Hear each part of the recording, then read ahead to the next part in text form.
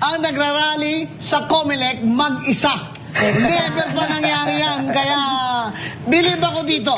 Sa tapang ng dibdib, lakas ng loob ng paniwala, at sa totoo lang, may kagwapuhan din. Aba, sa totoo lang, madam, simula nung umpisa mag-isa talaga ako. Hanggang mag-isa pa rin. Kaya nagpapasal. Single. Pero pwede rin mag-single yan sa kulay namin at sa dugo namin. Hindi naman siya kaming tatakbo. sentiment para sa mga Duterte. Kung iisipin mo ngayon, meron bang kalaban si Sara behind whom ay susuporta ng solid ang Norte? Wala. Dahil hindi namin sila kilalang lahat.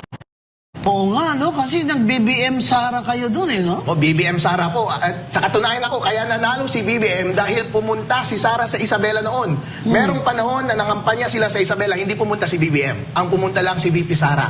At lahat, daan-daang libo at milyon lumabas sa kanilang bahay at sinalubong si Sara. Ganon siya kapopular doon. Kaya nagtataka kami bakit inaaway ni BBM si Sara. Si Sara ang nagpapanalo sa kanya nung tumakbo nga siyang Vice President. Ito kasi si Martin, eh. Ito, pahamak ito si Martin kay BBM talaga.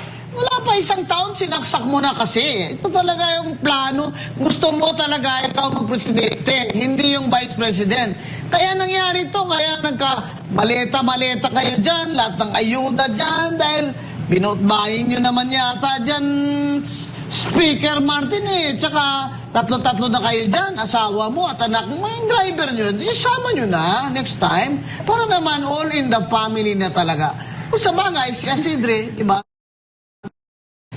Dapat alam po ng mga tao ang context kung bakit kayo galit kay VP Sara. Siyempre, pinakulong ni PRRD si Secretary Leila de Lima noon. Ang pangalan nito, si Terry Ridon naman, na dating Urban Poor Commissioner, na tinanggal ni Digong dahil by 7 times by travel abroad at ang kanyang commission ay urban poor.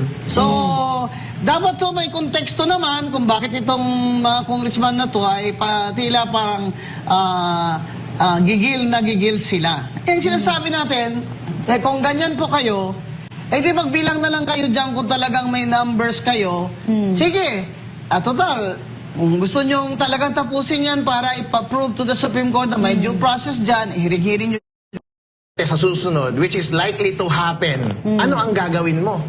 Sa pamilya mo, BBM, malamang aalis kayo ng bansa tulad ng ginawa ng tatay mo dahil paghihigantihan kayo. Gusto ba namin na ma-ostracize kayo at matanggal kayo sa Pilipinas? Siyempre, love pa rin namin kayo. Gusto namin na maging maayos ang kalagayan nyo sa ating bansa, ang inyong kalusugan, at maging masaya ang pamilya ninyo. Kaya hindi po talagang maganda ang resentment, ang revenge. Sabi nga nila, if you take the path of revenge, prepare 2 coffins. Bossing, tama na po ang paghihiganti. Please.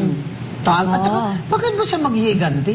Ano ba ginawa nito ni VP Sara sa kanya na Naging kailangan presidente maghihiganti?